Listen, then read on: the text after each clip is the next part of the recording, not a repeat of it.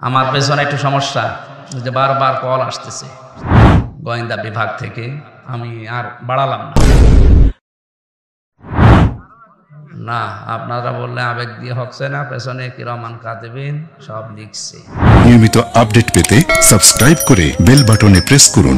Roshni 24 Enjoy the Holy Quran. আমি যে কথা একটাও বলেছি দেশের বিরুদ্ধে, রাষ্ট্রের বিরুদ্ধে একটা কথা গেছে? আমি কোরআন থেকে দলিল দিয়ে দিয়ে কথা বলছিলাম।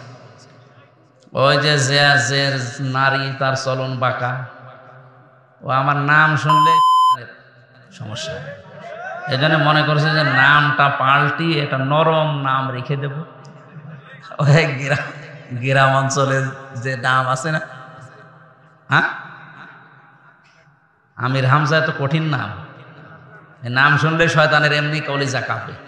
একটা নরম নাম বলে দিন তো, একদম নরম, রহমান রেখে দেবো না, এরকম নরম একটা নাম রাখবো সামনে, যেন ধরতে না পারে। পৃথিবীতে মানুষ যত বড় ভয়াবহ বিপদে পড়ে না কেন, অনেককে অনেক কিছু ভুলে যেতে পারে, সন্তানকে নিতে ভুলে না। বিভিন্ন বিপদের সময় দেখেছি বন্যা হয়, এই বন্যা যে সমস্ত এলাকাতে হয়, মা ভেসে গেছে, মারা গেছে, এরপরও সন্তানটা লাশের উপরে বসে বসে কাঁদতেছে। সাদ্দাদের নাম শুনেছি। এই লোকটা তাফসিরে ওর জীবনী পড়তে গিয়ে দেখেছি, ওর মা ওকে তক্তার উপরে প্রসাব করেছিল। মা মারা গেছে, তক্তার উপরে ভাসতে ভাসতে এক কিনারায় গেছে, বাঘে তুলে নিয়েছে, ওরে মানুষ করেছিল। বাঘের দুধ খেয়ে বড় হয়েছে পৃথিবীতে একটা লোক।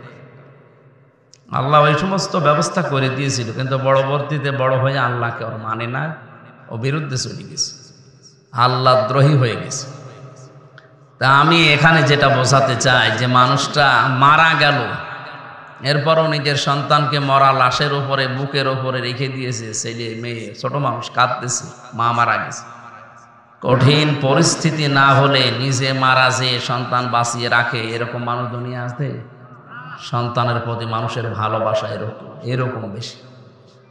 আমার ছোট মেয়েটা আমি রেখে গিয়েছিলাম জেলে যাওয়ার আগে, মাত্র 1 বছর, এখন ওর বয়স 4 বছর। ওর প্রতি আমার 3 বছরে যে দুর্বলতা, ভালোবাসা বেড়েছে। আমার তো যতটুকু ঈমান আছে, পৃথিবীর মানুষের প্রতি ভালোবাসা যায় আছে। সবচাইতে বেশি আমার মনে হয় আল্লাহ রসুলের পরে এখন আমার ম্যাডামের চাইতেও আমার এই ছোট মেয়েটার প্রতি আমার ভালোবাসা বেশি। এখন যদি কেউ বলে যে এইটারে জবাই করো বা মেরে ফেলো, তোমারে 21টা জেলার অর্ধেক দিয়ে দেবো, অর্ধেক না, সারা পৃথিবী দিয়ে দিলে ওরে আমার মনে হয় এখন ছেড়ে দেওয়া সম্ভব। হ্যাঁ, বিয়ে শাদী যখন দেবো তখন তো ছেড়ে দেওয়া লাগে। এখন ওর প্রতি যে ভালোবাসা আমার ইমানে সম্ভব না, পৃথিবীতে কেউ পারবে? আল্লাহ তাআলা বলেন বিবানি ইয়াউমিদিন বিবানি, আযাব থেকে বাঁচার জন্য মানুষে ফারিহা জান্নাত কেউ দিয়ে দেবে, বলবে আল্লাহ এটা মুক্তিপণ দিলাম, এটা নিয়ে।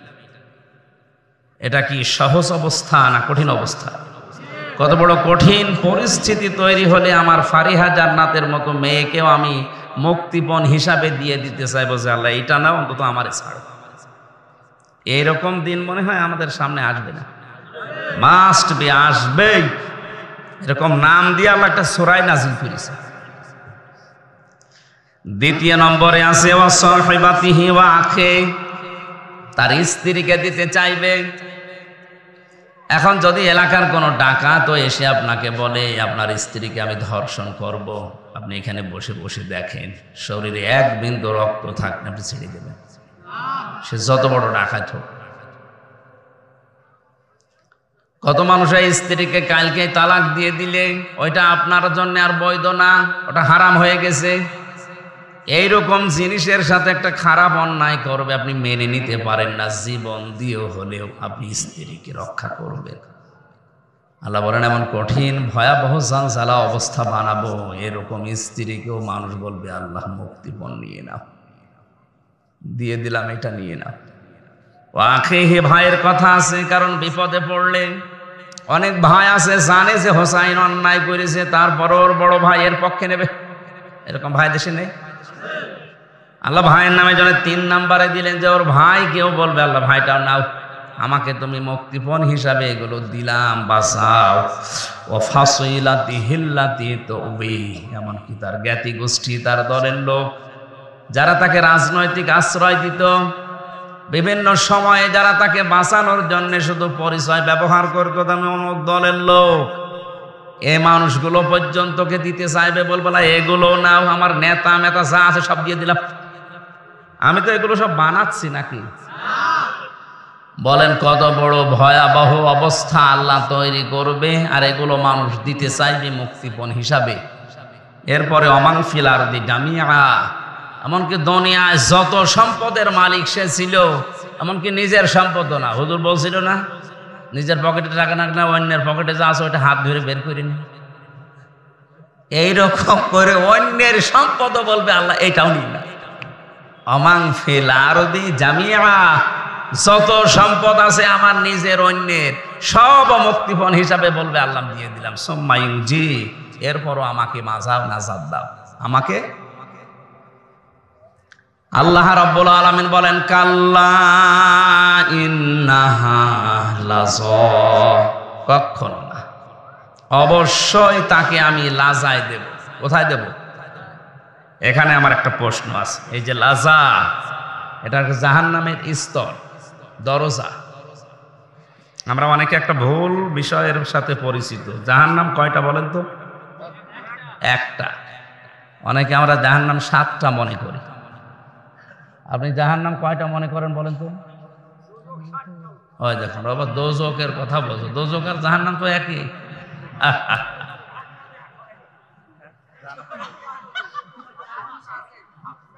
ও, এখন মাথার হালকা, তার এই সমস্যা আছে। হ্যাঁ, নেটওয়ার্কের সমস্যা আছে। তা আমার এই ভুল প্রশ্নটা কেন? কেন অনেকে আমরা জানি না। এখানে অনেকে সিলেবাস ভুক্ত আলেম যারা যারা চিন্তা ভাবনা করে পড়ে না। জাহান্নাম 7টা, জান্নাত 8টা, আমরাও লিখে এসেছি, এটাই লিখা লাগে। অথচ জান্নাতও একটা, জাহান্নামও একটা, কিন্তু এর স্তর বা দরজা 7টা, 8টা, 100টা পর্যন্ত আছে কোরআন জান্নাতের। এটা একটা স্কুল না, মসজিদ। এটা একটা মাদ্রাসা। এই মাদ্রাসা 1 থেকে 5 পর্যন্ত পড়ায়। এই 5 পর্যন্ত পড়ালে 5টা অবশ্যই ক্লাসরুম আছে, 5টা দরজা নেই। এটার নাম পুরাটা মিলে কি? দরজা কয়টা? যে যেই ক্লাসে পড়ে ওই দরজা দিয়ে প্রবেশ করে। 1-এ পড়ে, 5-এ যেয়ে বসে ক্লাস করতে পারবে? এখন ওর ওই জায়গায় যেতে হলে এখনো 5 বছর পড়া লাগবে। এগুলো বুঝেছেন? জান্নাত আল্লাহ বানিয়েছেন একটা, ওর স্তর বা দরজা এরকম 7টা। জান্নাত একটা, এর দরজা বা স্তর 8টা। 100টা পর্যন্ত বললাম আছে। আমরা জানি বেশিরভাগ 8টা, তাই বলি 8টা। তাহলে জাহান্নাম একটা, দরজা যারে বলেন। দুনিয়াতে যে যেই ধরনের অপরাধ করবে আল্লাহ তাকে ওই ধরনের দরজা দিয়ে প্রবেশ করাবে, ওই রকম শাস্তি তারে দেবে। তার ভেতরে এই লাজা একটা। লাজা কি?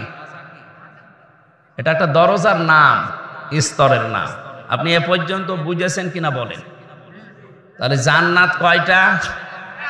জান্নাতের স্তর 7টা থেকে 8টা থেকে 100টা পর্যন্ত। আমরা যেগুলো জানি তাই বলি। তাফসিরে ইবনে কাসির 100টার উপরে বর্ণনা দেওয়া আছে। জাহান্নাম কয়টা? এর দরজা এটা পাবেন কোথায়? সূরা হিজর 14 নম্বর পারা, 3 নম্বর পৃষ্ঠা, 7 নম্বর লাইনে 44 নম্বর আয়াতে আছে। লাহা সাবাতু আবওয়াব। আল্লাহ বলেন জাহান্নামের দরজা 7টা। একেবারে স্পষ্ট কথা। লাহা মানে ওই জাহান্নামের, সাবাতুন মানে 7, আবওয়াব মানে দরজা সমূহ, বাবের বহু বচন। জাহান্নামের দরজা বলেন লিকুল্লি বাবিম মিনহুম জুজউম মাকসুম।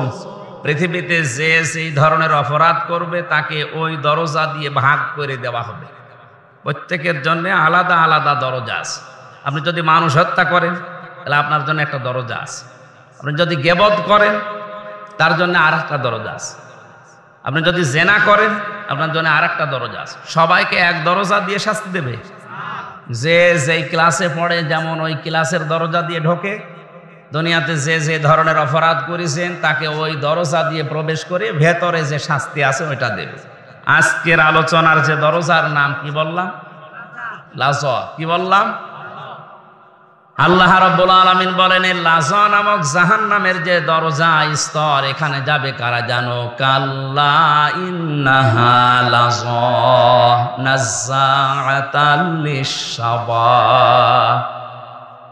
চামড়া খসিয়ে ফেলবে এর ভেতরে গেলে। এই দরজা দিয়ে গেলে চামড়া রাখবে না। আমি রিমান্ডে 10 দিনে বিভিন্ন জায়গাগুলো দেখেছিলাম, এক একটা অপরাধের জন্য এক এক রকম করে শাস্তি দিয়ে কথা বের করে। মূল চোর ধরা পড়েছে, এই লোকটাকে কি মানুষ হত্যা করে বা অস্ত্র নিয়ে ধরা পড়েছে, এর যে রিমান্ডের শাস্তি ওইরকম দেবে? মূল চোররে বলবে ভাই আপনি 20 টাকার মূল চুরি করলেন, আপনার খুব অভাব। যদি বলে স্যার আমার খুব অভাব, ঠিক আছে আপনি মূল চুরি আর করেন না, হয়তো 2-1টা মাড়ি দিয়ে ছেড়ে দেবে। আর যার কাছে অস্ত্র পেয়েছে, যে মানুষ হত্যা করে এসেছে, ও অস্ত্রের কথা যদি না বলে, ওরে কি বলবে যে 20 টাকা এগুলো করার দরকার নেই, ছেড়ে বলবে? ওরে এই নখ তুলে নেবে।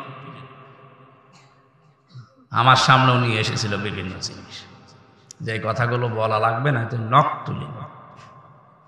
বাকি আর যেগুলো আছে ওইগুলো নাই বললাম। এই যে ধরনের কঠিন, তার সাথে ওই রকম আচরণ করা হয়। তো ওই ঘরের ভেতরে নিয়ে যে ওই রকম সিস্টেমগুলো আছে, মাটির নিচে যে ঘরগুলো বানানো আছে, ওখানে চারিদিকে সেই রকম অন্ধকার, ওই উপরে বসে বসে আওয়াজ দেয়, আপনি শুনতে পারেন। একটু যদি ঝিমার করে আওয়াজ দেয়, আপনি আওয়াজ জেগে যাবেন। তো এই যে ঘরের ভেতরে যাবার পরে যে শাস্তি, এ কি বাইরে থেকে কেউ টের পেয়েছে? আমি যে রিমান্ডে ছিলাম সবচাইতে আমার কাছে থাকে, এ কিছু জানে যে আমার সাথে কি আচরণ করিস। জানামক দরজা দিয়ে প্রবেশ করাবো, দরজা তো বন্ধ হয়ে যাবে, কারণ ওখানে তো দারওয়ান ফেরেশতা দাঁড়িয়ে আছে। কে? মালিক। নাম কি? এ মালিক তো দরজায় দাঁড়িয়ে আছে, দরজার ভেতরে আপনাকে ঢুকিয়ে দিয়ে প্রবেশ করিয়ে এবার বলবে না কি কি শাস্তি দেবে। প্রথমে চামড়া খসাবে। কি খসাবে? আপনি শাস্তির ধরন বুঝতেছেন? আমি বললাম তো রিমান্ডে অনেকের যে অস্ত্র পায়, যাদের স্বীকার করতে চায় না, নখ তুলে ফেলে। এরপরে বিভিন্ন শাস্তির কথা যেগুলো জানি, তো এখানে প্রথম শাস্তিটাই হচ্ছে এটা যে আপনার নখ তুলে ফেলবে। কি তুলে ফেলবে? আল্লাহ তাআলা বলেন তার গায়ের যে চামড়া আছে প্রথমে এইটা খসাবে। এই নাযাআতাল লিশশাবা মানে এ দরজা দিয়ে প্রবেশ করলে আগে চামড়া শেষ, চামড়া থাকবে না। একটা জীবিত ছাগলকে যদি জীবিত অবস্থায় চামড়া ছিলে লবণ দিয়ে দেন, কি ও ছটফট করে মারা যাবে। আল্লাহ পাক বলেন লাযা, এটা যে কত ভয়ঙ্কর একটা দরজা, এ দরজা দিয়ে প্রবেশ করি এই প্রথমে চামড়া খুলে শেষ। এতটুকু শেষ করেননি, কাদেরকে আল্লাহ জাহান্নামে প্রবেশ করাচ্ছে এবার শোনেন। দেখেন তো আমাদের ভেতরে আছে কিনা। তাদউ মান আদবারা ওয়া তাওয়াল্লা, যে মানুষকে সত্যের দিকে ডাকা হয় অথচ সে মুখ ফিরিয়ে পেছন ফিরিয়ে চলে যায়, গুরুত্ব দেয় না। আজ বাংলাদেশে এই রোগী বেশি। সত্যকে সত্য বলে জানার পরেও অনেকে মুখ ফিরিয়ে নেয়। আমি নাম নিতে পারছি না, তাই সত্যকে সত্য বলে জানার পরে যারা এদবার করে, পেট ফিরিয়ে নেয়, মুখ ফিরিয়ে চলে যায়, এরা ইহুদি খ্রিস্টানদের মতোই। কারণ ইহুদি আর খ্রিস্টানরা, ওদের তাওরাতে ইনজিলে লেখা ছিল যে মুহাম্মদ রাসূলুল্লাহ শেষ নবী। কি কথা বলেন এখানে? এটা লেখা ছিল না যে তাওরাতে, ইনজিলে? এটা জানার পরে ওরা হিংসা করে, অহংকার করে মানত না। বলতো নবী পাঠাবে আমাদের এই খ্রিস্টান ধর্মে পাঠাবে, বৌদ্ধ ধর্মে, কি বলে ইহুদি ধর্মে পাঠাবে, মুসলমানদের ধর্মে ইসলামে পাঠিয়েছে, ও আমরা মানি না, এই হিংসা করে। আর অহংকার কি? যে নবী বানানোর জন্য আল্লাহ এতিম মানুষ খুঁজে নিয়েছে, আমাদের চোখে দেখে না। এই যে অহংকার আর হিংসা করে সত্যকে সত্য জানার পরেও যারা মানে নাই, এদের প্রতি আল্লাহ বরদোয়া দিয়েছেন গায়রিল মাগদুবি আলাইহিম ওয়ালাদ-দাল্লিন। এরা একদিকে মাগদুব আর একদিকে দল্লিন। তাহলে এই বরদোয়াটা আল্লাহ শুধু নিজে করলেন না, আমাদেরকে দিয়েও করাচ্ছেন। আমি আজকে 17 রাকাত ফরজ নামাজ পড়েছি কমপক্ষে, সুন্নত নফল বাকিগুলো বাদই দিলাম। 17 বার আমি এই কথাটা বলেছি না বলি নাই? বলেন বলেন। প্রত্যেকবার আমি নামাজে আল্লাহকে ডাক দিয়ে বলছি গায়রিল মাগদুবি আলাইহিম ওয়ালাদ-দাল্লিন। আল্লাহ ওদের প্রতি তোমার গজব নাজিল করো, যারা মাগদুব এবং দল্লিন, যারা তোমার লানত প্রাপ্ত, গজব প্রাপ্ত এবং পথভ্রষ্ট। এই দুইটা জাতির নাম তাফসিরে পেয়েছি, ইহুদি আর খ্রিস্টান। সারা পৃথিবীর 175 কোটি মুসলমান নামাজ পড়লে এই বরদুয়া দেয় না দেয় না? এখানে আমরা এশার নামাজে দিয়ে আসলাম না, ও দোয়া তো আমার বিরুদ্ধে চলে যাচ্ছে। সত্যকে সত্য জানার পরে যারা মানে না, মুখ ফিরিয়ে চলে যায়, এ বরদুয়া শুধু ওদের জন্য না, তাদের জন্যও আছে। এখন হিসাব করলে দেখা যাচ্ছে আমার দোয়া আবার আমার বিরুদ্ধে চলে যাচ্ছে। তাহলে জাহান্নামের লাযা নামক যে দরজা আছে, এখানে প্রবেশ করাবে, প্রথমে শাস্তি চামড়া শেষ, চামড়া খসিয়ে ফেলবে আগে। চামড়া তো ভেতরে, ঘরের ভেতরে গেলে এমনি খসে না, কিছু দিয়ে খসানো লাগে। এই কথা বুঝতেছে? এমনি এমনি খসবে। এমন এমন কিছু তৈরি করা আছে ওই ঘরের ভেতরে, ওই জাহান্নামে লাজার দরজা দিয়ে প্রবেশ করার পর এমন এমন কিছু দেওয়া আছে যেখানে গেলে চামড়া খোলা মেশিন পাওয়া যায়। চামড়া খোলা মেশিন ওখানে সেট করা আছে।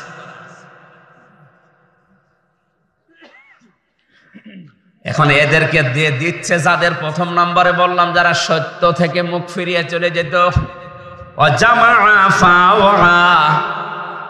দুই নম্বরে যে মানুষগুলো দুনিয়ায় সম্পদ জমা করত আর বারবার হিসাব করতো যে কেমন হচ্ছে।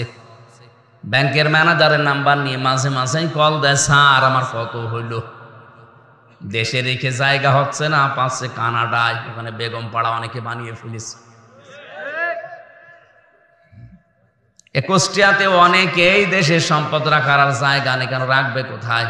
ব্যাংকে আর টাকা নিচ্ছে না, ওর এত টাকা হয়ে গেছে, ফ্রিজে রেখে দেয়, বালিশের ভেতরে রাখে, আর জায়গা নেই, শেষে পাঠায় কানাডায়, যে বোর নামে বাড়ি বানাও, ওখানে বেগম পাড়া। যদি ঝামেলা দেখে একবারে আল্লাহর নাম নিয়ে চলে যাও। এই যে যারা সম্পদ জমা করে আর রক্ষণাবেক্ষণা করে, খেলে বারবার গুনি গুনি রাখে, এই সমস্ত শাস্তিগুলো আল্লাহ এদেরকে দেবে। ইন্নাল ইনসানা খুলিকা হালুআ। আমার মনে হয় পরবর্তীতে যে ব্যাখ্যাগুলো আছে সব করা আছে, মেলা সময় হয়ে গেল এরকম। 7টা আছে, একটা একটা করে, যে একটা চলছে, ওরাটা বলতে গেলে হয়তো রাত 12টা বেজে যাবে, আর আমার তো আধা ঘন্টা সময় দিয়েছে, 35 মিনিট হয়ে গেল। না, আপনারা বললে আবেগ দিয়ে হচ্ছে না, পেছনে কিরামান কাতিবিন সব লিখছে, আরো তো দেখে আসলাম। যা আমি 7টা মনে হয় বলা ঠিক হবে না, আগামীতে পরিবেশ করি, দেখি আল্লাহ কি করে। এটা তো লাজা গেল। 2 নাম্বারটা মানে সবচাইতে মারাত্মক যেটা, তার নাম হচ্ছে হোতামা। এটা মানুষ খুন করলে, জেনা করলে, ডাকাতি করলে, এগুলোর জন্য আল্লাহ এই হোতামা নামক জাহান্নামে দেবে না। সহজ সহজ কিছু কাজ। সহজ কাজ কি? ওয়াইলুল লিকুল্লি হুমাযাতিল লুমাযা। যারা সামনে পেছনে মানুষের গীবত করে, পরনিন্দা করে, এর কথা ওর কাছে লাগায়, তালাতালি করে, এটা বাংলাদেশে নেই। এটা মেয়েদের ভেতরে বেশি। এই যে বলে কি মেয়েরা নাকি অন্য সম্মানিত মেয়েরা, মা বোনেরা, এই গোনাটা থেকে বাঁচা লাগবে। অনেকে মনে করছে এ আর কি, এর কথা ওর কাছে লাগিয়ে সম্পর্ক নষ্ট করে দিলাম, এর জন্য বা জাহান্নামে যাওয়া লাগবে। জাহান্নামে যাওয়া লাগবে মানে সবচাইতে মারাত্মক জাহান্নাম যেটা হোতামা, এই দরজা দিয়ে আল্লাহ তাদের ঢোকাবে যারা একে অন্যের পরনিন্দা করে, পরচর্চা করে, আর এর কথা ওর কাছে তালাতালি করে লাগিয়ে সম্পর্ক নষ্ট করে দেয়। বাংলাদেশে মেয়েদের ভেতরে এই গোনাটা বেশি, আর আমরা যারা আল্লাহর ওলি আমাদের ভেতরে নেই। পুরুষের ভেতরে এখন এটা ঢুকতেছে। সুতরাং এটা বন্ধ করা লাগবে। এইরকম মানুষ যদি কোনো এলাকায় থাকে, ওই এলাকার মানুষের দোয়া কবুল বন্ধ হয়ে যায়। তাহলে এই গুনাহ কি সহজ? অথচ এই তালাতালির কারণে কত মানুষের সম্পর্ক নষ্ট হয়ে গেছে। 3 দিন, 3 বছর, 30 বছর পর্যন্ত কথা বলে না, কিছুই জানে না, ও এক তাল মেরে দিয়েছে, কথা বন্ধ। অথচ ও বিষয়ে কিছু জানেই না। এর পক্ষে বিপক্ষে কত তালাতালি আমার কানে আসে। আমি যদি সব বিশ্বাস করতাম, প্রায় 10 বছর আমার সাথে আছে, আমরা দুইজন, ওরে কবে বিদায় করে দিতাম। কত মানুষ কত কিছু আমার নামে ওর নামে আমার কাছে বলে যে এই করে, অথচ খোঁজ খবর তো গোপনে নিয়ে দেখি না, একটাও মেলে না। তখন ওর প্রতি শ্রদ্ধা ভালোবাসা আমার আরো বেড়ে যায়। যারা তালাতালি করে ওরে দূরে সরাতে চেয়েছিল, দেখা যাচ্ছে তারাই এখন দূরে সরে গেছে, ও আরো যতটুকু কাজ দূরে ছিল আরো নিকটে চলে আসে। এই ধরনের তালাতালি করে আপনি যদি কথাবার্তা বন্ধ করে দেন দুনিয়ার কোনো স্বার্থ নিয়ে, আর যদি 3 দিনের ভেতরে কথাবার্তা না বলার পরে মরে যান, আপনি বেঈমান হয়ে মরবেন। এখানে এই পাপে পাপি আছে, মুরগিতে ধান খেয়েছে এই জন্য কথা বলে। আমি কি বানিয়ে বললাম? হ্যাঁ আছে, মেয়ে লোকের ভেতরে এটা বেশি। মুরগিতে ধান খেয়েছে, কয় টাকা ধান খেয়েছে? না 5 টাকা ধান খেল, এই কারণে আপনি 3 বছর কথা বলেন না, আপনি মানুষ। এখানে যারা এই পাপে পাপি আছেন, আমি সহ এই মুহূর্তে আমরা তওবা করছি। কথাবার্তারা যাদের বন্ধ আছে, হাত তোলেন তো, এরকম মানুষ আছে কিনা? আপনি কে, কি হয়েছে আপনার? পরে বলবেন মানে এক্ষুনি বলে, কথা বলেন না কোন কারণে? না না, ওয়াজ শুধু শুনে বাড়ি চলে যাবেন মানে এখান থেকে ওয়াজ নিয়ে বাড়ি যাবেন। যারা কথাবার্তারা বন্ধ করে দিয়েছেন দুনিয়ার কোনো কারণে, এই মুহূর্তে কথাবার্তারা চালু করা লাগবে বাড়ি যাওয়ার আগে। যদি আপনি সালাম দিয়ে হাসি মুখে মুখ বাড়িয়ে কথাবার্তারা বলে কপালে চুমা দিয়ে যদি শেষ করে যেতে পারেন, আল্লাহর আরশ এখনই আপনার উপর খুশি হয়ে যাবে। দেখেন তো কেউ আছে কিনা এরকম যে কথা বলে না? বলেন যে হুজুর ওই যে বলে না, বলেন আমি বলছি, বলেন বলেন। কোন এলাকায় আসলাম? এত সময় আল্লাহর ওলি বসে আছে, এই এলাকায় কোনো পাপ কাজ নেই। কালাম তো দিন।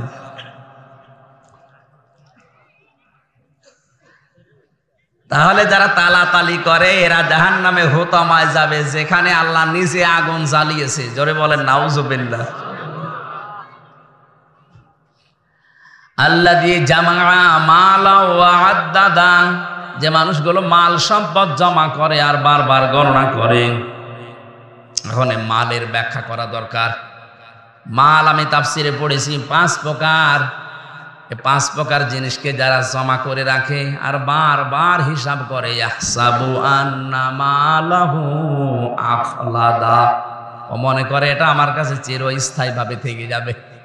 মালের 1 নাম্বার ব্যাখ্যায় পেয়েছি নেককার স্ত্রী, 2 নাম্বার ব্যাখ্যায় পেয়েছি অস্ত্র শস্ত্র, 3 নাম্বার ব্যাখ্যায় পেয়েছি ক্ষমতার চেয়ার, 4 নাম্বার ব্যাখ্যায় পেয়েছি অর্থ সম্পদ, 5 নাম্বার অর্থ পেয়েছি প্রভাব প্রতিপত্তি। এখন প্রত্যেকের পেছনে আবার কোরআনের দলিল আছে, হাদিসের ব্যাখ্যা আছে। আমার পেছনে একটু সমস্যা, যে বারবার কল আসতেছে, আপনারা দেখতেছেন না? বারবার কল আসতেছে গোয়েন্দা বিভাগ থেকে। আমি আর বাড়ালাম না। আমি যে কথা একটাও বলেছি দেশের বিরুদ্ধে, রাষ্ট্রের বিরুদ্ধে একটা কথা গেছে? আমি কোরআন থেকে দলিল দিয়ে দিয়ে কথা বলছিলাম। ওই যে নারী তার চলন বাঁকা, ও আমার নাম শুনলেই শয়তানের সমস্যা। এই জন্য মনে করছে যে নামটা পাল্টি একটা নরম নাম রেখে দেব। ওই গ্রাম অঞ্চলের যে নাম আছে না, হ্যাঁ, আমির হামজা, এত কঠিন নাম।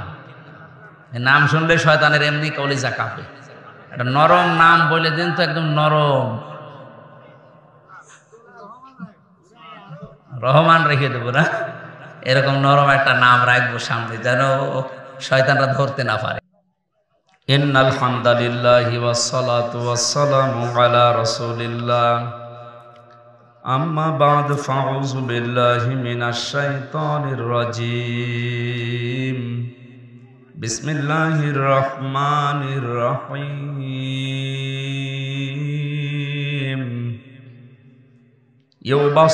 ইউবাসসিরুনাহুম ইয়াওয়াদ্দুল মুজরিমু লাউ ইফতাদি মিন আযাবি ইয়াউমিযিন বিবানি وصاحبته وأخيه وفصيلته التي تؤويه ومن في الأرض جميعا ثم ينجيه كلا إنها لظى نزاعة للشوى تدعو من أدبر وتولى وجمع فأوعى صدقت يا ربنا اللهم صل على سيدنا مولانا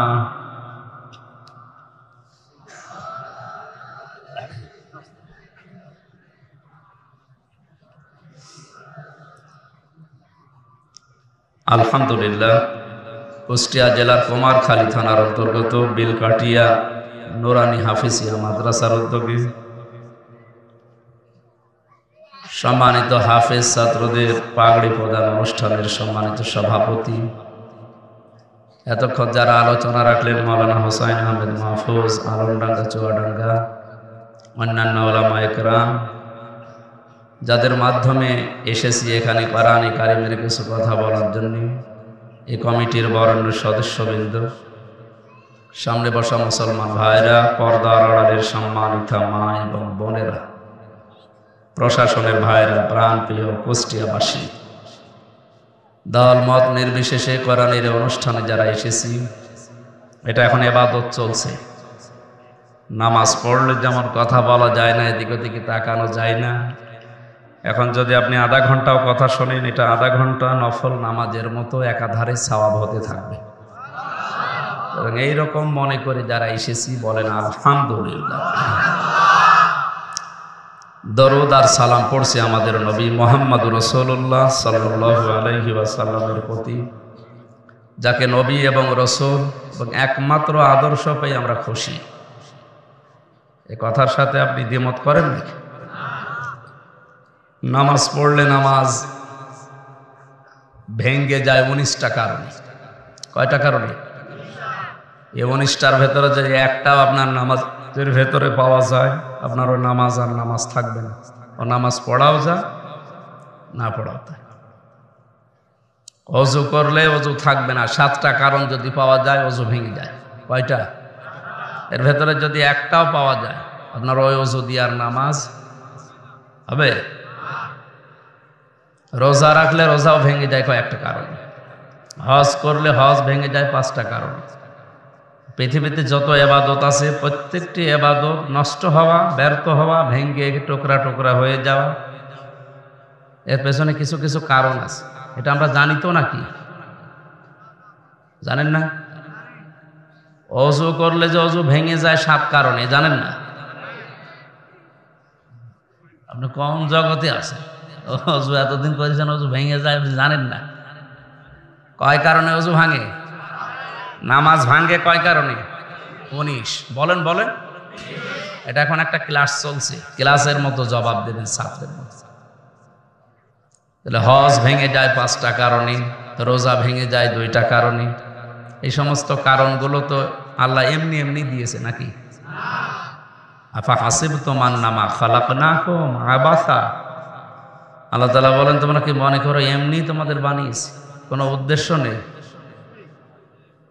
পৃথিবীতে এই সমস্ত ইবাদতগুলো আমাদের কাছে আল্লাহ পাঠিয়েছেন ভেঙ্গে ভেঙ্গে নষ্ট হয়ে যাওয়া, ব্যর্থ হয়ে যাওয়া, এর পেছনে কিছু কিছু যে কারণ দিলেন, অবশ্যই কোনো না কোনো উদ্দেশ্য আল্লাহর আছে। বলেন, আমাদেরকে জান্নাতে নিয়ে যাবে যেটা, তার নাম ঈমান। তার নাম কি? ঈমানও যে ভেঙে যায় অনেকে জানেই না। নামাজ পড়লে যদি নামাজ ভেঙে যায়, রোজা রাখলে যদি রোজা ভেঙে যায়, অজু করলে যদি অজু ভেঙে যায়, এভাবে না ঈমান আনলে ঈমান থাকবে না ভেঙে যাওয়ার সম্ভাবনা আছে। আমি কোরআন শরীফ পড়াটা, হাদিস যতটুকু পারি এগুলো দেখে দেখলাম যে 10টা কারণে মানুষের ঈমান ভেঙে যায়, নষ্ট হয়ে যায়। এবার আমার প্রশ্ন হচ্ছে, অজু করলে যে অজু ভেঙে গেল, ওইটা দিয়ে যদি নামাজ না হয়, যে ঈমান আনলেন যদি এই 10টা কারণের একটা কারণে ভেঙে যায়, নষ্ট হয়ে যায়, ও ঈমান নিয়ে জান্নাতে যাওয়া যাবে? আমাদের সতর্ক হওয়া দরকার, কারণ এটা নিয়ে তো জান্নাতে যাওয়া লাগবে। এটা যদি ভেঙে যায় আপনার ঈমান আর আবু জাহেলের ঈমান একই। কি বললেন? আবু জাহেল আর আমি? হ্যাঁ, আবু জাহেলও জানতো যে আল্লাহ একজন আছে, আসমান জমিন আল্লাহ বানিয়েছে, ও বিশ্বাস করে। কোরআনে কারিমে কয়েক জায়গায় আল্লাহ তাআলা জানিয়েছেন, ওয়ালা ইন সাআলতাহুম মান খালাকাস সামাওয়াতি ওয়াল আরদা লা ইয়াকুলুনাল্লাহ, ইলা আখিরি আয়াত। এক জায়গায় না, দুই জায়গায় না, কয়েক জায়গায় আল্লাহ এই আয়াতটা দিয়েছেন। আল্লাহ পাক বলেন, হে নবী, ওদেরকে যদি প্রশ্ন করেন ওই কাফেরদের যে আসমান আর জমিন কে বানিয়েছে, ওরা গ্যারান্টি দিয়ে বলবে লা ইয়াকুলুনাল্লাহ, আল্লাহ বানিয়েছে। কে বানিয়েছে? শুধু বানিয়েছে এরকম না, গ্যারান্টি দিয়ে বলবে যে আল্লাহ বানিয়েছে।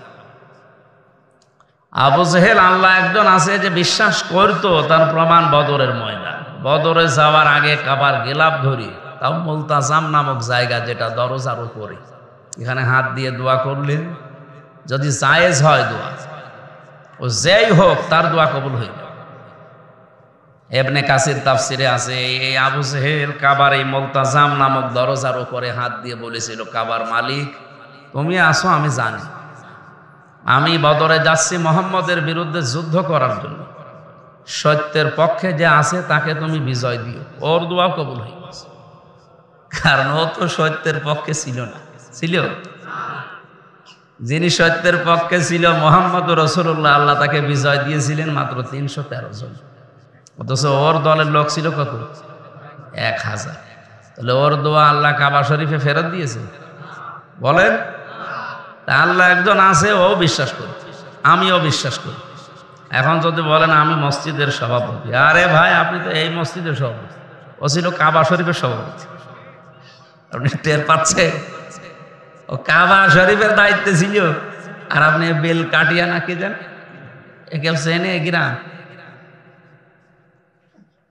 আমার বাড়ি এই কুষ্টিয়া জেলার সদর থানা, আমাদের বাড়ি ওই মাথায়, ওর পরে চুয়াডাঙ্গা শো হালসা। ওখানে যে যদি বলা হয় বেলকাটিয়া, ও মনে হয় 2 দিন পরে খুঁজে পাবে। তো বলেন এই গ্রাম আমার কুষ্টিয়া জেলায় আমি খুঁজে পাইনি, নামও শোনেনি কোনো। আর ও কাবা শরীফের সভাপতি ছিল, যাই তাই ব্যাপার। হাজি সাহেব যারা যেত ওই সময় হজ করতে, হাজি সাহেবদের পানি খাওয়াইতো, খাবার খাওয়াইতো হাজিদেরকে। হ্যাঁ, ওদের একটা ব্যবসার উদ্দেশ্য ছিল যে মানুষজন আসবে, এদেরকে খাবার আর পানির বিনিময়ে ব্যবসা করে নেবে। বলেন নাউজুবিল্লাহ। ও আল্লাহ একজন আছে, ও বিশ্বাস করি, নাই তো কাবা শরীফের গিলাফ ধরে ও কাঁদত না। তো কাবার সভাপতি ছিল, আসমান জমিন আল্লাহ বানিয়েছে, ও গ্যারান্টি দিয়ে বলতো। এত কিছুর পরেও কাফের, ও কি? কারণ ওর ঈমান জান্নাতে যাওয়ার মতন, ওর ঈমান নষ্ট হয়ে গেছে, ভেঙে গেছে। যার কারণে ঈমান ভেঙেছিল তার নাম কোরআন শরীফ। তার নাম কি? এই যতগুলো আয়াত আল্লাহ দিয়েছেন 6666টি আয়াত, একটা আয়াতে এক অংশ না, একটা অক্ষরও যদি কেউ বিশ্বাস না করে ও কাফের। একমত আছেন আপনি? অথচ আজ বাংলাদেশ সহ বিশ্বের বহু মুসলমান দেশে জিহাদ শব্দটাকে আজ সন্ত্রাস, জিহাদ শব্দটাকে আজ জঙ্গি, বিভিন্ন ত্যাগ লাগিয়ে আল্লাহর এই ফরজ বিধান, যেটা কোরআনে 900-র উপরে এতবার আল্লাহ দিয়েছে, এই শব্দটাকে আজ উল্টাপাল্টা নাম দিয়ে বিভিন্ন মুসলমানের নামে ট্যাগ লাগিয়ে অনেকে অলরেডি কাফের হয়ে গেছে। নামাজ যদি কেউ না পড়ে, ওকে সালাম দেওয়া যাবে না? কথা বোঝেন? সালাম দেওয়া যাবে না? যাবে। রোজা রাখে না, সালাম দেওয়া যাবে না? আপনি কাফের বলতে পারবেন না, ও যদি অস্বীকার করে কাফের। কিন্তু জিহাদ শব্দটা একটা ইবাদত, অন্যায় যেখানে জিহাদ সেখানে, এইটা ছিল ইসলামের নীতি। তো এই শব্দটাকে আজ বিভিন্ন রূপ দিয়ে ইসলাম বিরোধী যারা এমন জায়গায় পৌঁছিয়েছে এই শব্দ উচ্চারণ করতে আজ হাজারো মুসলমান ভয় পায়, না জানি আবার কোন ট্যাগ লেগে যায়। নামাজকে অস্বীকার করলে যদি কেউ কাফের হয়, জিহাদ অস্বীকার করলে কি বলেন? বাংলাদেশে এই অবস্থায় জিহাদ অস্বীকার করা মানুষ নেই। তো জিহাদ মানে কি আপনার মারামারি করা? জিহাদ মানে কি বম ফোটানো, বিচারক মেরে ফেলা? কখনো না। অন্যায় যেখানে হবে প্রতিবাদ সেখানে হবে। এটা যদি আজ থাকতো বাংলাদেশে দুর্নীতি হইতো? জিহাদ নেই বলে তো দুর্নীতি হচ্ছে। তাহলে নামাজ পড়া যেরকম তার চাইতে গুরুত্বপূর্ণ হওয়া দরকার। এটা নবীজিকে প্রশ্ন করা হয়েছিল সবচাইতে আল্লাহর কাছে ভালোবাসার কাজ কোনটা? নবীজি 3 বার জিহাদের নাম বলেছেন, কারণ উনি জানতেন যে পৃথিবীকে শান্ত করার জন্য সোনা মধু দিয়ে হবে না। সব সময় বুখারী শরীফ দিয়ে হয় নাকি বাকারি শরীফও লাগে? এই জন্য তো আইনগুলো আল্লাহ দিয়েছে, 500 আইন আছে এর ভেতরে। আমি যেটা বোঝাতে চাচ্ছি যে 10টা কারণে যদি ঈমান ভেঙে যায়, ওই 10টা কারণ যদি আমরা একটা একটা করে জানি, ওযুর যেমন নিয়ম জানি, নামাজ ভাঙার নিয়ম জানি, ঈমান ভাঙার নিয়ম আমরা জানি না। এই জন্য কখন যে আমার ঈমান ভেঙে গেছে আমার টেরও পাই না, আমি জানি না যে আমি মুসলমান আছি কিনা। একটা একটা করে শব্দ বলা সম্ভব না। শিরিক আছে, কুফরি আছে, এরপরে বেদাত আছে। 4 নাম্বারটা বলছি শুধু। এই পৃথিবীতে আল্লাহর ঘোষণা দেওয়া একমাত্র আদর্শ নেতা হচ্ছে মুহাম্মদুর রাসূলুল্লাহ। ইয়াসিন এই শব্দটা পৃথিবীর কারো নামে নেই, শুধুমাত্র মুহাম্মদুর রাসূলুল্লাহকে আল্লাহ ডাক দিয়েছেন ইয়াসিন, হে নেতা। এ কি এই শব্দটা কি আমি বানালাম? অনেকে ইয়াসিন সূরা পড়লেই মনে করে 10 খতম কোরআন শরীফ পড়া, হ্যাঁ সব হবে, এ কোনো সন্দেহ নেই। কিন্তু ইয়াসিনের ভেতরে 86টা বিষয় আল্লাহ দিয়েছে। কয়টা? এই 86টা বিষয় যদি আপনার প্র্যাকটিক্যাল লাইফে থাকে তাহলে আপনি 10টা না 50টা না 1000 সওয়াবও বেশি পেতে পারেন। কারণ 700-র উপরের কথা আছে। তো যদি একটা ভালো কাজ করে আল্লাহ যদি তাকে ইচ্ছা করে তাহলে 10টা নেকি না 700 নেকির উপরে এবং তার চাইতে বেশি দেবে। আমাদের এখন ইয়াসিনের ভেতরে যেটা প্রথম নম্বরে শুরু হয়ে গেল, ইয়া হে সিন সাজ্জেদ, হে নেতা, আল্লাহর ঘোষণা দেওয়া এই নেতা যদি কেউ না মানে আর দুনিয়ার বিষয় মনে করে বলো দুনিয়ার বিষয়, তাহলে আল্লাহ কোরআনে কারিমে এত বড় সূরা নাযিল করতেন? বিবেকের কাছে আপনি প্রশ্ন করেন, আপনি হেরে যাবেন। এই জন্য মুহাম্মদুর রাসূলুল্লাহ বাদ দিয়ে অন্য কেউ যদি কারো আদর্শ হয় ওর ঈমান ভেঙে গেছে। এবার বলেন বাংলাদেশে এই অনুযায়ী ইমানদার 96% আমরা মুসলমান বলি, এটা শুধু আদমশুমারিতে আর ভোটার আইডি কার্ডে হয়তো আছে।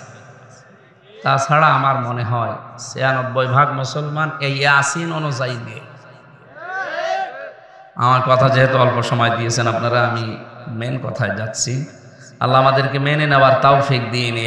এই ঈমান ভেঙে যাওয়ার যে 10টা কারণ আছে আমরা যেন পড়ি, বুঝি, বাস্তবে আমল করি। আমি কোরআনে কারিমের সূরা মাআরিজ 11 নম্বর আয়াত থেকে আমরা তেলাওয়াত করেছি। আজকের আলোচনার বিষয় হচ্ছে মুক্তিপণ।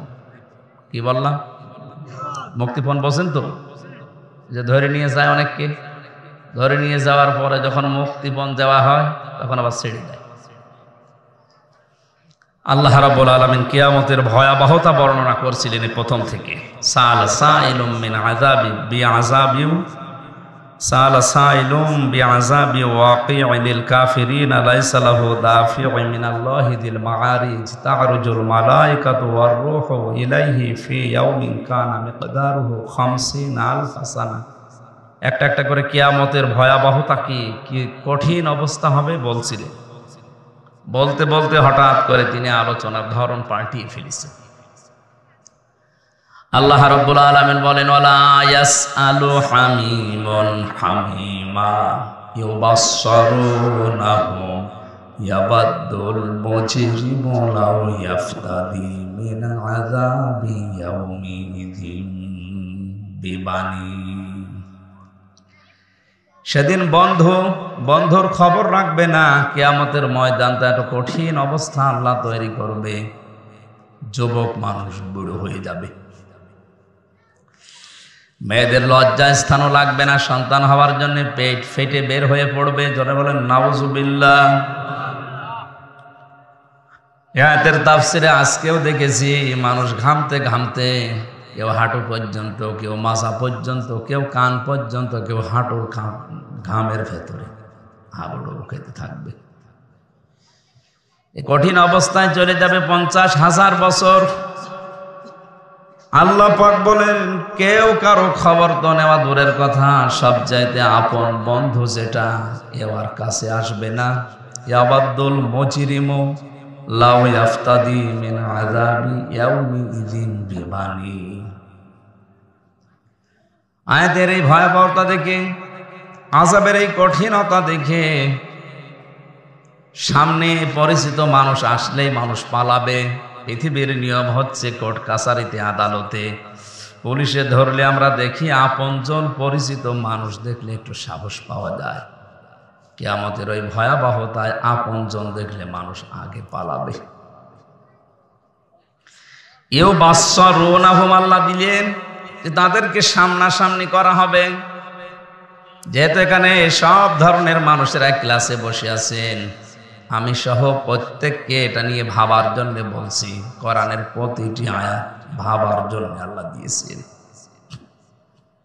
সেদিন মুক্তিপণ হিসাবে মানুষ দেবে লাউ ইয়াফতাদি মিন আযাবি, আল্লাহর আযাব থেকে বাঁচার জন্য কি কি দেবে? বিবানি, তার সন্তানাদি। প্রথমে সন্তানের কথা কেন বললেন? পৃথিবীতে মানুষ যত বড় ভয়াবহ বিপদে পড়ে না কেন, অনেককে অনেক কিছু ভুলে যেতে পারে, সন্তানকে নিতে ভোলে না।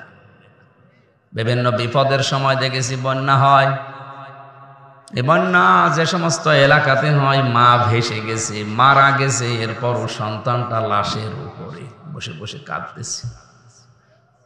সাদ্দাদের নাম শুনেছি। এই লোকটা তাফসিরে ওর জীবনী পড়তে গিয়ে দেখেছি ওর মা ওকে তক্তার উপরে প্রসব করেছিল। মা মারা গেছে, তক্তার উপরে ভাসতে ভাসতে এক কিনারায় গেছে, বাঘে তুলে নিয়েছে, ওরে মানুষ করেছিল। বাঘের দুধ খেয়ে বড় হয়েছে পৃথিবীতে একটা লোক। আল্লাহ ওই সমস্ত ব্যবস্থা করে দিয়েছিল, কিন্তু পরবর্তীতে বড় হয়ে আল্লাহকে ওর মানে না, ও বিরুদ্ধে চলে গেছে, আল্লাহ দ্রোহী হয়ে গেছে। তা আমি এখানে যেটা বোঝাতে চাই যে মানুষটা মারা গেল, এরপরও নিজের সন্তানকে মরা লাশের উপরে, বুকের উপরে রেখে দিয়েছে। ছেলে মেয়ে ছোট মানুষ কাঁদতেছে, মা মারা গেছে। কঠিন পরিস্থিতি না হলে নিজে মারা যে সন্তান বাঁচিয়ে রাখে, এরকম মানুষ দুনিয়া আছে? সন্তানের প্রতি মানুষের ভালোবাসা এরকম বেশি। আমার ছোট মেয়েটা আমি রেখে গিয়েছিলাম জেলে যাওয়ার আগে মাত্র 1 বছর, এখন ওর বয়স 4 বছর।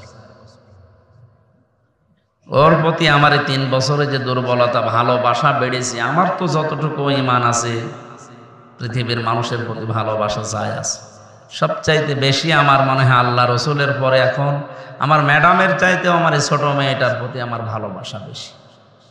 এখন যদি কেউ বলে যে এইটারে জবাই করো বা মেরে ফেলো, তোমারে 21টা জেলার অর্ধেক দিয়ে দেব, অর্ধেক না সারা পৃথিবী দিয়ে দিলে ওরে আমার মনে হয় এখন ছেড়ে দেওয়া সম্ভব।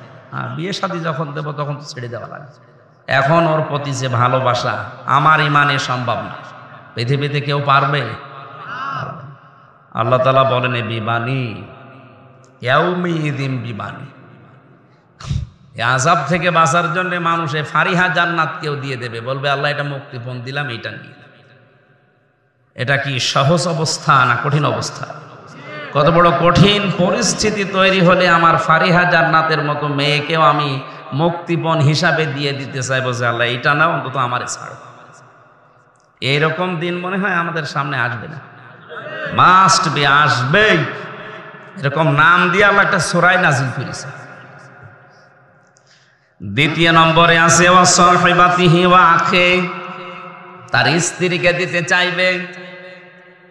এখন যদি এলাকার কোনো ডাকাত এসে আপনাকে বলে আপনার স্ত্রীকে আমি ধর্ষণ করব, আপনি এখানে বসে বসে দেখেন, শরীরে 1 বিন্দু রক্ত থাকলে আপনি ছেড়ে দেবেন, সে যত বড় ডাকাত হোক। কত মানুষের স্ত্রীকে কালকে তালাক দিয়ে দিলে ওইটা আপনার জন্য আর বৈধ না, ওটা হারাম হয়ে গেছে। এইরকম জিনিসের সাথে একটা খারাপ অন্যায় করবে, আপনি মেনে নিতে পারেন না, জীবন দিয়েও হলেও আপনি স্ত্রীকে রক্ষা করবেন।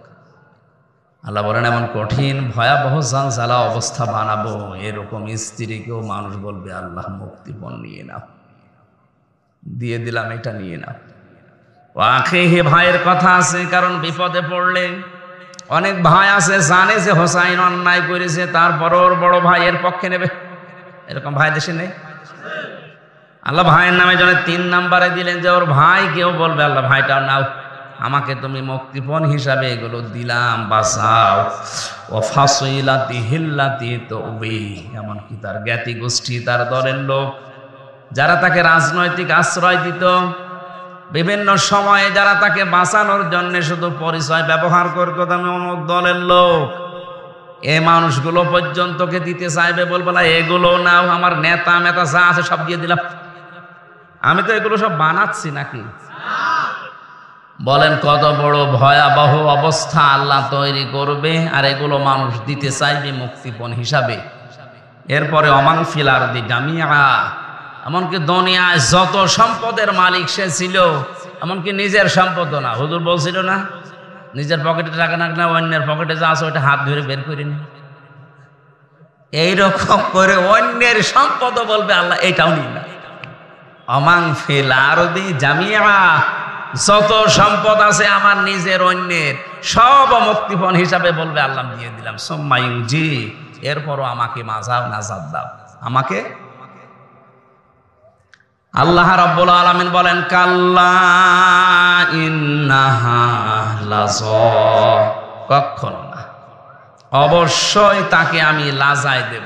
কোথায় দেব? এখানে আমার একটা প্রশ্ন আছে, এই যে লাজা, এটা জাহান্নামের স্তর, দরজা। আমরা অনেকে একটা ভুল বিষয়ের সাথে পরিচিত, জাহান্নাম কয়টা বলেন তো? একটা। অনেকে আমরা জাহান্নাম 7টা মনে করি। আপনি জাহান্নাম কয়টা মনে করেন বলেন তো? ওই দেখুন বাবা, দোজকের কথা বলছো, দোজক আর জাহান্নাম তো একই।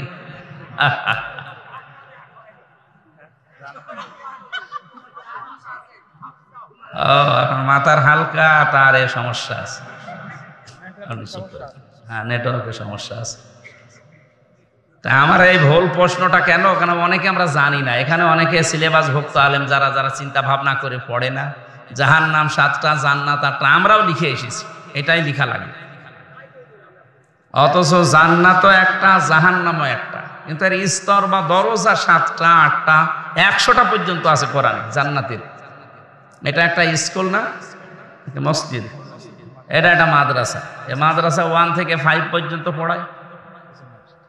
এই 5 পর্যন্ত পড়ালে 5টা অবশ্যই ক্লাসরুম আছে, 5টা দরজা নেই। এটার নাম পুরাটা মিলে কি দরজা? কয়টা? যে যেই ক্লাসে পড়ে ওই দরজা দিয়ে প্রবেশ করে। 1-এ পড়ে, 5-এ যেয়ে বসে ক্লাস করতে পারবে? এখন ওর ওই জায়গায় যেতে হলে এখনো 5 বছর পড়া লাগবে। এগুলো বুঝেছেন? জান্নাতও আল্লাহ বানিয়েছেন একটা, ওর স্তর বা দরজা এরকম 7টা।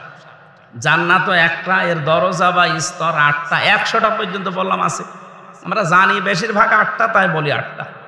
তাহলে জাহান্নাম একটা, দরজা যারে বলেন দুনিয়াতে যে যেই ধরনের অপরাধ করবে আল্লাহ তাকে ওই ধরনের দরজা দিয়ে প্রবেশ করাবে, ওই রকম শাস্তি তারে দেবে। তার ভেতরে এই লাজা একটা। লাজা কি? এটা একটা দরজার নাম, স্তরের নাম। আপনি এ পর্যন্ত বুঝেছেন কিনা বলেন? তাহলে জান্নাত কয়টা? জান্নাতের স্তর 7টা থেকে 8টা থেকে 100টা পর্যন্ত। আমরা যেগুলো জানি তাই বলি। তাফসিরে ইবনে কাসিরে 100টার উপরে বর্ণনা দেওয়া আছে। জাহান্নাম কয়টা? এর দরজা এটা পাবেন কোথায়? সূরা হিজর 14 নম্বর পারা 3 নম্বর পৃষ্ঠা 7 নম্বর লাইনে 44 নম্বর আয়াতে আছে। লাহা সাবাতু আবওয়াব। আল্লাহ বলেন জাহান্নামের দরজা 7টা। একেবারে স্পষ্ট কথা। লাহা মানে ওই জাহান্নামের, সাবাতুন মানে 7, আবওয়াব মানে দরজা সমূহ, বাবের বহু বচন। জাহান্নামের দরজা বলেন লিকুল্লি বাবিম মিনহুম জুজউম মাকসুম। পৃথিবীতে যে সেই ধরনের অপরাধ করবে তাকে ওই দরজা দিয়ে ভাগ করে দেওয়া হবে। প্রত্যেকের জন্য আলাদা আলাদা দরজা আছে। আপনি যদি মানুষ হত্যা করেন তাহলে আপনার জন্য একটা দরজা আছে। আপনি যদি গীবত করেন তার জন্য আর একটা দরজা আছে। আপনি যদি জেনা করেন আপনার জন্য আর একটা দরজা আছে। সবাইকে এক দরজা দিয়ে শাস্তি দেবে? যে যেই ক্লাসে পড়ে যেমন ওই ক্লাসের দরজা দিয়ে ঢোকে, দুনিয়াতে যে যে ধরনের অপরাধ করেছেন তাকে ওই দরজা দিয়ে প্রবেশ করে ভেতরে যে শাস্তি আছে ওইটা দেবে। আজকের আলোচনার যে দরজার নাম কি বললাম? লাজা। কি বললাম? আল্লাহ রাব্বুল আলামিন বলেন এই লাজা নামক জাহান্নামের যে দরজা স্তর, এখানে যাবে কারা জানো? কাল্লা ইন্নাহা লাজা নাযাআতাল লিশশাবা। চামড়া খসিয়ে ফেলবে এর ভেতরে গেলে। এই দরজা দিয়ে গেলে চামড়া রাখবে না। আমি রিমান্ডে 10 দিনে বিভিন্ন জায়গাগুলো দেখেছিলাম। এক একটা অপরাধের জন্য এক এক রকম করে শাস্তি দিয়ে কথা বের করে। মূল্যচোর ধরা পড়েছে, এই লোকটাকে কি মানুষ হত্যা করে বা অস্ত্র নিয়ে ধরা পড়েছে, এর যে রিমান্ডের শাস্তি ওরকম দেবে? মূল্যচোররে বলবে ভাই আপনি 20 টাকার মূল্য চুরি করলেন, আপনার খুব অভাব। যদি বলে স্যার আমার খুব অভাব, ঠিক আছে আপনি মূল্য চুরি আর করেন না, হয়তো 2-একটা মাড়ি দিয়ে ছেড়ে দেবে। আর যার কাছে অস্ত্র পেয়েছে, যে মানুষ হত্যা করে এসেছে, ও অস্ত্রের কথা যদি না বলে, ওরে কি বলবে যে 20 টাকা এই করে করার দরকার নেই, ছেড়ে বলবে? ওর এই নখ তুলে নেবে। আমার সামনেও নিয়ে এসেছিল বিভিন্ন জিনিস, যে কথাগুলো বলা লাগবে না, তো নখ তুলে নেবে। বাকি আর যেগুলো আছে ওইগুলো নাই বললাম। এই যে ধরনের কঠিন, তার সাথে ওই রকম আচরণ করা হয়। তো ওই ঘরের ভেতরে নিয়ে যে ওই রকম সিস্টেমগুলো আছে, মাটির নিচে যে ঘরগুলো বানানো আছে, ওখানে চারিদিকে সেই রকম অন্ধকার, ওই উপরে বসে বসে আওয়াজ দেয়, আপনি শুনতে পারেন। একটু যদি ঝিমার করে আওয়াজ দেয়, আপনি আওয়াজ জেগে যাবেন। তো এই যে ঘরের ভেতরে যাবার পরে যে শাস্তি, এ কি বাইরে থেকে কেউ টের পেয়েছে? আমি যে রিমান্ডে ছিলাম সবচাইতে আমার কাছে থাকে, এ কিছু জানে যে আমার সাথে কি আচরণ করিস। নামক দরজা দিয়ে প্রবেশ করাবো, দরজা তো বন্ধ হয়ে যাবে, কারণ ওখানে তো দারওয়ান ফেরেশতা দাঁড়িয়ে আছে। কে?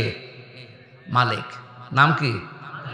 এ মালিক তো দরজায় দাঁড়িয়ে আছে, দরজার ভেতরে আপনাকে ঢুকিয়ে দিয়ে প্রবেশ করিয়ে এবার বলবে না কি কি শাস্তি দেবে। প্রথমে চামড়া খসাবে। কি খসাবে?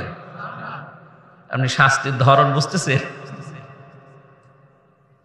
আমি বললাম তো রিমান্ডে অনেকের যে অস্ত্র পায়, যাদের স্বীকার করতে চায় না, নখ তুলে ফেলে। এরপরে বিভিন্ন শাস্তির কথা যেগুলো জানি, তো এখানে প্রথম শাস্তিটাই হচ্ছে এটা যে আপনার নখ তুলে ফেলবে। কি তুলে ফেলবে? আল্লাহ তাআলা বলেন তার গায়ের যে চামড়া আছে প্রথমে এইটা খসাবে। এই নাযাআতাল লিশশাবা মানে এ দরজা দিয়ে প্রবেশ করলে আগে চামড়া শেষ, চামড়া থাকবে না। একটা জীবিত ছাগলকে যদি জীবিত অবস্থায় চামড়া ছিলে লবণ দিয়ে দেন, কি ও ছটফট করে মারা যাবে। আল্লাহ পাক বলেন লাজা, এটা যে কত ভয়ঙ্কর একটা দরজা, এ দরজা দিয়ে প্রবেশ করি এই প্রথমে চামড়া খুলে শেষ। এতটুকু শেষ করেননি, কাদেরকে আল্লাহ জাহান্নামে প্রবেশ করাচ্ছে এবার শোনেন। দেখেন তো আমাদের ভেতরে আছে কিনা। তাদউ মান আদবারা ওয়া তাওয়াল্লা, যে মানুষকে সত্যের দিকে ডাকা হয় অথচ সে মুখ ফিরিয়ে পেছন ফিরিয়ে চলে যায়, গুরুত্ব দেয় না। আজ বাংলাদেশে এই রোগী বেশি। সত্যকে সত্য বলে জানার পরেও অনেকে মুখ ফিরিয়ে নেয়। আমি নাম নিতে পারছি না, তাই সত্যকে সত্য বলে জানার পরে যারা এদবার করে, পেট ফিরিয়ে নেয়, মুখ ফিরিয়ে চলে যায়,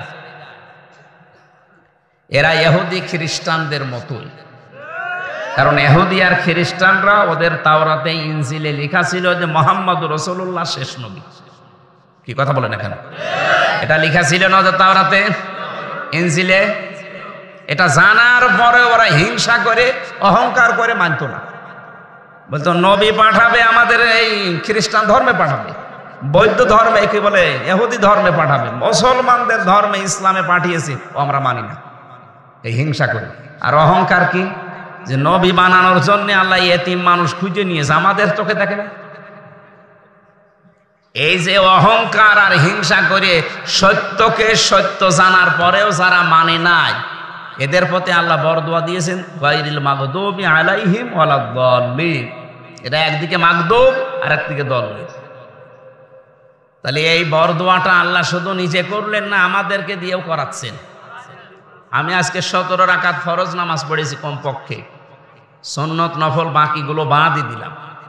17 বার আমি এই কথাটা বলেছি না বলি নাই? বলেন বলেন।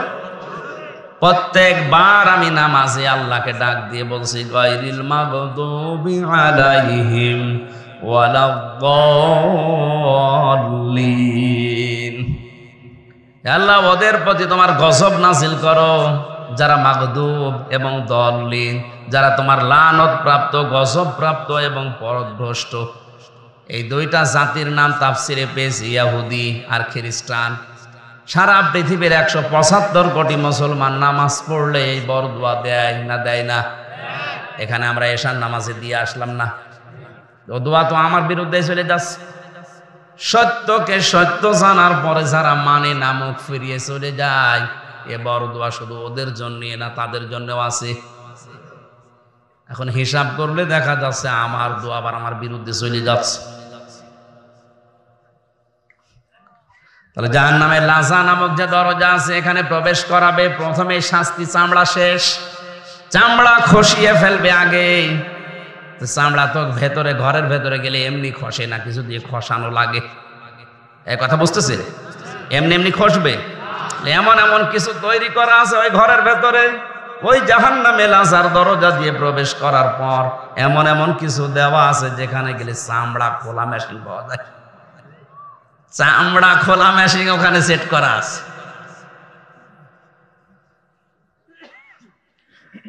এখন এদেরকে দিয়ে দিচ্ছে যাদের, প্রথম নম্বরে বললাম যারা সত্য থেকে মুখ ফিরিয়ে চলে যেত, দুই নম্বরে যে মানুষগুলো দুনিয়ায় সম্পদ জমা করত আর বারবার হিসাব করতো যে কেমন হচ্ছে। ব্যাংকের ম্যানেজারের নাম্বার নিয়ে মাঝে মাঝেই কল দেয়, স্যার আমার কত হইল। দেশে রেখে জায়গা হচ্ছে না, পাচ্ছে কানাডায়, ওখানে বেগম পাড়া অনেকে বানিয়ে ফেলেছে। কুষ্টিয়াতেও অনেকেই দেশে সম্পদ রাখার আর জায়গা নেই, কেন রাখবে কোথায়? ব্যাংকে আর টাকা নিচ্ছে না, ওর এত টাকা হয়ে গেছে, ফ্রিজে রেখে দেয়, বালিশের ভেতরে রাখে, আর জায়গা নেই, শেষে পাঠায় কানাডায়, যে বোর নামে বাড়ি বানাও, ওখানে বেগম পাড়া। যদি ঝামেলা দেখে একবারে আল্লাহর নাম নিয়ে চলে দাও। এই যে যারা সম্পদ জমা করে আর রক্ষণাবেক্ষণা করে, খেলে বারবার গুনি গুনি রাখে, এই সমস্ত শাস্তিগুলো আল্লাহ এদেরকে দেবে। ইন্নাল ইনসানা খুলিকা হালুআ। আমার মনে হয় পরবর্তীতে যে ব্যাখ্যাগুলো আছে সব করা আছে, মেলা সময় হয়ে গেল এরকম। 7টা আছে, একটা একটা করে, যে একটা চলছে, ওরাটা বলতে গেলে হয়তো রাত 12টা বেজে যাবে, আর আমার তো আধা ঘন্টা সময় দিয়েছেন, 35 মিনিট হয়ে গেল। না, আপনারা বললে আবেগ দিয়ে হচ্ছে না, পেছনে কিরামান কাতিবিন সব লিখছে, আরো তো দেখে আসলাম। যা আমি 7টা মনে হয় বলা ঠিক হবে না, আগামীতে পরিবেশ করি, দেখি আল্লাহ কি করে। এটা তো লাজা গেল। 2 নাম্বারটা মানে সবচাইতে মারাত্মক যেটা, তার নাম হচ্ছে হতামা। এটা মানুষ খুন করলে, জেনা করলে, ডাকাতি করলে, এগুলোর জন্য আল্লাহ এই হতামা নামক জাহান্নামে দেবে না। সহজ সহজ কিছু কাজ। সহজ কাজ কি? ওয়াইলুল লিকুল্লি হুমাযাতিল লুমাযা। যারা সামনে পেছনে মানুষের গীবত করে, পরনিন্দা করে, এর কথা ওর কাছে লাগায়, তালাতালি করে, এটা বাংলাদেশে নেই। এটা মেয়েদের ভেতরে বেশি। এই যাই বলে কি মেয়েরা নাকি অন্য সম্মানিত মেয়েরা, মা বোনেরা, এই গোনাটা থেকে বাঁচা লাগবে। অনেকে মনে করছে এ আর কি, এর কথা ওর কাছে লাগিয়ে সম্পর্ক নষ্ট করে দিলাম, এর জন্য বা জাহান্নামে যাওয়া লাগবে। জাহান্নামে যাওয়া লাগবে মানে সবচাইতে মারাত্মক জাহান্নাম যেটা হোতামা, এই দরজা দিয়ে আল্লাহ তাদের ঢোকাবে যারা একে অন্যের পরনিন্দা করে, পরচর্চা করে, আর এর কথা ওর কাছে তালাতালি করে লাগিয়ে সম্পর্ক নষ্ট করে দেয়। বাংলাদেশে মেয়েদের ভেতরে এই গোনাটা বেশি। আর আমরা যারা আল্লাহর ওলি আমাদের ভেতরে নেই, পুরুষের ভেতরে এখন এটা ঢুকতেছে। সুতরাং এটা বন্ধ করা লাগবে। এইরকম মানুষ যদি কোনো এলাকায় থাকে, ওই এলাকার মানুষের দোয়া কবুল বন্ধ হয়ে যায়। তাহলে এই গুনাহ কি সহজ?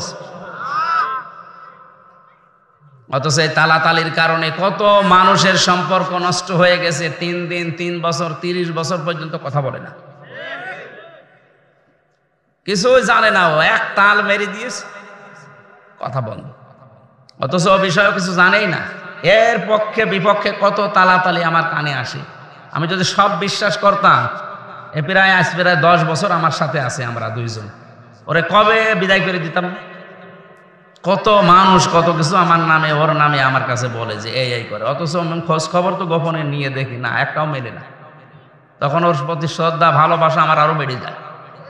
যারা তালাতালি করে ওরে দূরে সরাতে চেয়েছিল, দেখা যাচ্ছে তারা এখন দূরে সরে গেছে, ও আরো যতটুকু কাজ দূরে ছিল আরো নিকটে চলে আসে। এই ধরনের তালাতালি করে আপনি যদি কথাবার্তা বন্ধ করে দেন দুনিয়ার কোনো স্বার্থ নিয়ে, আর যদি 3 দিনের ভেতরে কথাবার্তা না বলার পরে মরে যান, আপনি বেঈমান হয়ে মরবেন। আল্লাহুম্মা আমিন।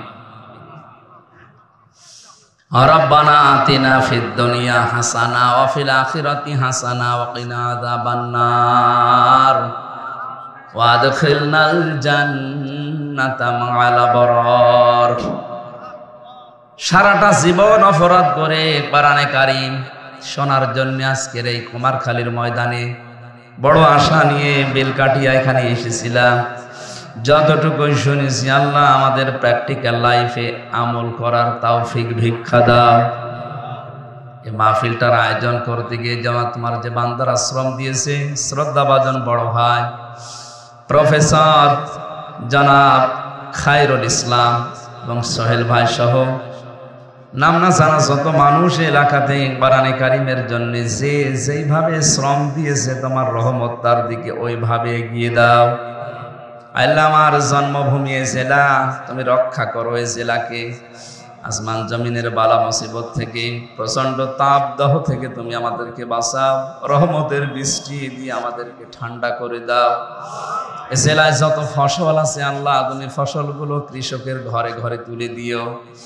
বন্যার পানিতে, আকাশের বৃষ্টিতে যেন নষ্ট হয়ে না যায়, তুমি নিজে হামেও নাসির হয়ে যেও। যাদেরকে পাগড়ি দেওয়া হয়েছে আল্লাহ, এদেরকে তুমি হাফেজে কোরআন হিসাবে কবুল করো। আমরা যারা মা বাপ হারিয়েছি, আমাদের মা বাপকে মাফ করে দাও। মাহফিলের সম্মানিত সভাপতি, তার সন্তানরা আজকে নাম শুনেছি, মেহেরবানি করে সন্তানদেরকে কবুল করো। হোসাইন আহমেদ কথা বলছিলেন, তার বাবা নেই, আল্লাহ তুমি তার বাবাকে মাফ করে দাও। আমার খায়রুল ভাই, সোহেল ভাই সহ মাদ্রাসার সম্মানিত হাফেজ সাহেব, যত শিক্ষক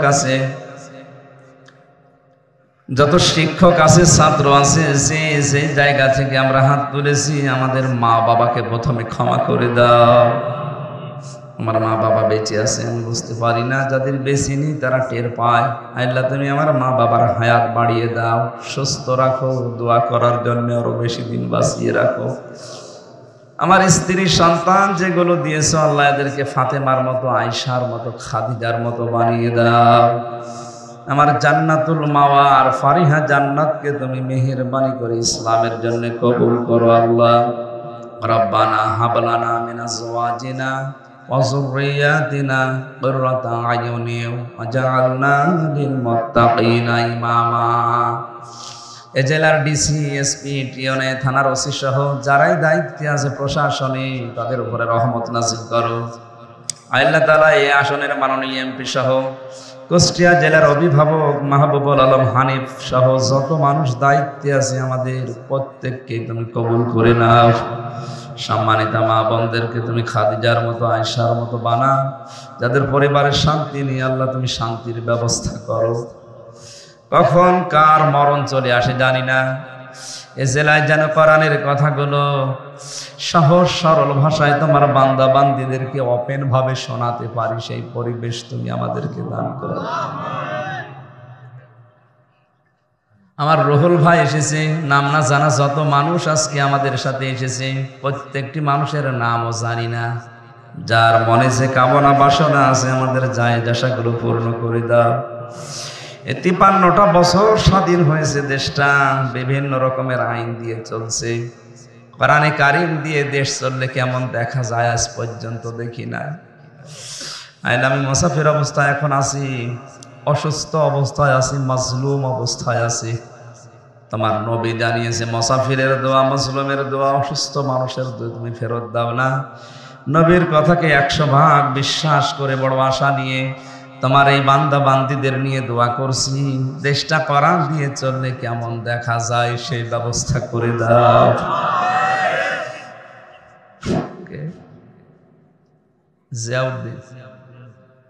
জোয়েল ভাইয়ের মা অসুস্থ, দোয়া চেয়েছে। আল্লাহ আমি সহ যত মানুষের মা অসুস্থ, আমার মা অসুস্থ আছে, শেফায়ে কামেলা আজেলা দান করো। এই গ্রামে মাটির নিচে কত মানুষ ঘুমিয়ে আছে, আজকে কোরআনের ইজ্জতে কবরগুলো জান্নাত বানিয়ে দাও। এই মাদ্রাসাটা কিয়ামত পর্যন্ত কোরআনে কারিম শেখার জন্য, প্রচারের জন্য, প্রসারের জন্য মঞ্জুর করো। আগামীতে এই অনুষ্ঠানটা আরো বিশাল আকারে কবুল করে নাও। বারাকাল্লাহু লানা ওয়া লাকুম ফিল কোরআনিল আযীম। যখনই মরণ আসবে যেন একবার হলেও পড়ি লা ইলাহা ইল্লাল্লাহু মুহাম্মাদুর রাসূলুল্লাহ। আসসালামু আলাইকুম। জান আস্তে আস্তে বাড়ি চলে। খ্যাতনামা ইসলামিক স্কলারদের বক্তব্য শুনতে আমাদের সঙ্গেই থাকুন। নিয়মিত আপডেট পেতে সাবস্ক্রাইব করে বেল বাটনে প্রেস করুন। Rosary 24. Enjoy the Holy Quran.